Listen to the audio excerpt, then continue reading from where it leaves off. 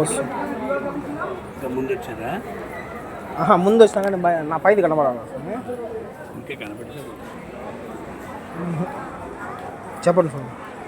కర్కటే పూర్వఫల్గుణ్యాం తులసీ కాననోద్భవాం పాండ్యే విశ్వంభరాంగోదాం వందే శ్రీరంగనాయకి. తిరువాడిపూర మహోత్సవాలు ప్రతి వైష్ణవ దివ్య దేవాలయాల్లో అంగరంగ వైభవంగా జరుగుతున్నాయి.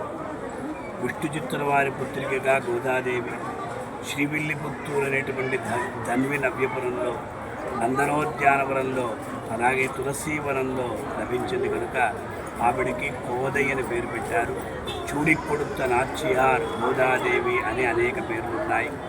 వటభద్రసాయికి రంగమన్నారుకు నిరంతరం కైంకర్యం చేస్తూ తరిస్తున్నటువంటి విష్ణు చిత్తుల వారు ప్రతిరోజు కూడా తన యొక్క నందనోద్యానవనంలో పూచేటువంటి పువ్వులతో వారు విశేషంగా ఒక పుష్పమాలికను నిర్మించి భగవంతుడికి అర్పించేవారట.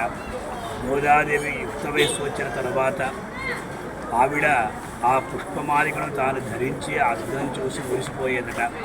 ఈ విషయం తెలియకుండా ప్రతిరోజు కూడా విష్ణు చిత్తుల వారు స్వామివారికి అదే సమర్పించేవారట. ఒకానొక సమయంలో ఈ విషయం వారికి తెలిసినది. ఆ రోజు పుష్పమాలికను సమర్పించలేదు.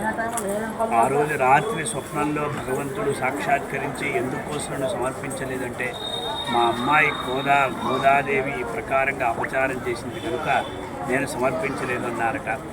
స్వామి అప్పుడు ఎంతో సంతోషపడి, ఇంతవరకు కూడా ఈ పుష్పమాలిక ఇంత సుగంధభరితంగా ఉన్నది అంటే కారణం ఆ గోదాదేవి యొక్క కురుల పరిమళమే కదా అని ఇక మీదట ఎప్పుడూ కూడా ఆ గోదాదేవి ముడుచుకొని విడిచినటువంటి మాలనే సమర్పించాలని ఆజ్ఞాపించారట. ఆ ప్రకారంగా